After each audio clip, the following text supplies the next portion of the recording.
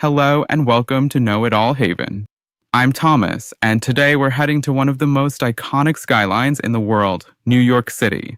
But instead of just looking up in awe, we're going to dig deep into the rich and fascinating history of architecture in New York. From colonial Dutch gables to towering glass skyscrapers, every building tells a story. So let's walk through time, one brick at a time. Let's start at the very beginning. New York was originally called New Amsterdam, founded by Dutch settlers in the early 1600s. The architecture back then was heavily influenced by Dutch traditions, simple gabled houses made of brick and wood, with steep roofs to handle rain and snow. A few traces of this era survive, like the Wyckoff House in Brooklyn, which dates back to 1652 and is the oldest surviving building in New York City. Fast forward to the 18th and early 19th centuries, and we see the influence of British colonial and Georgian styles. Think symmetry, brick facades, and white columns. As the city grew, so did its ambition, and new styles came pouring in. By the mid-1800s, Greek Revival and Gothic Revival were all the rage. The famous Trinity Church, completed in 1846, is a perfect example, with its pointed arches, tall spires, and detailed stonework. Meanwhile, townhouses and brownstones started to appear, especially in neighborhoods like Harlem and Brooklyn, with their classic stoops and ornate ironwork. Then came the age of iron and steel. In the late 19th century, as technology advanced, buildings started to reach for the sky. The cast iron architecture of Soho, with its elegant facades and large windows, reflected this transformation.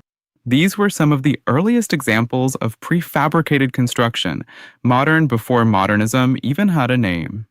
But the real turning point came in the early 20th century with the birth of the skyscraper.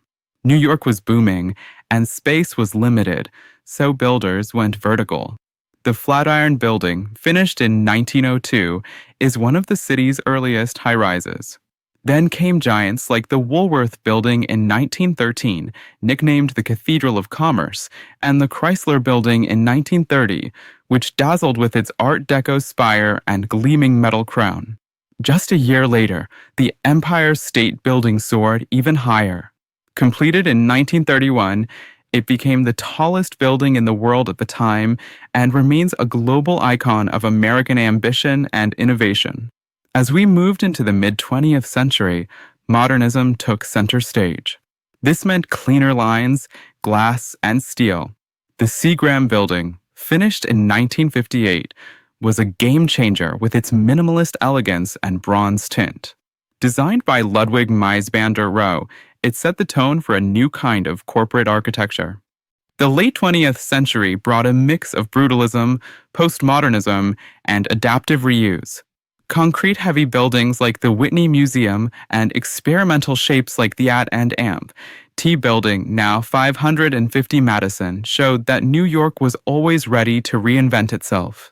And of course, there's the New World Trade Center complex.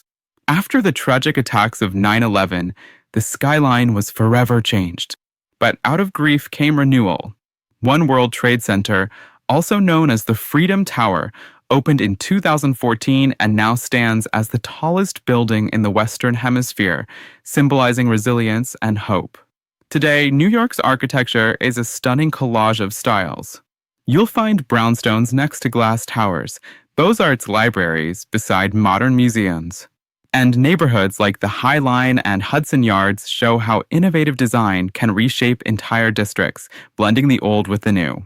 To sum it up, New York's architecture is a living timeline, from 17th century Dutch houses to 21st century skyscrapers. It reflects waves of immigration, innovation, tragedy, and triumph. And through it all, it continues to evolve, one skyline-defining building at a time. Thanks for taking this architectural journey with me today on Know It All Haven.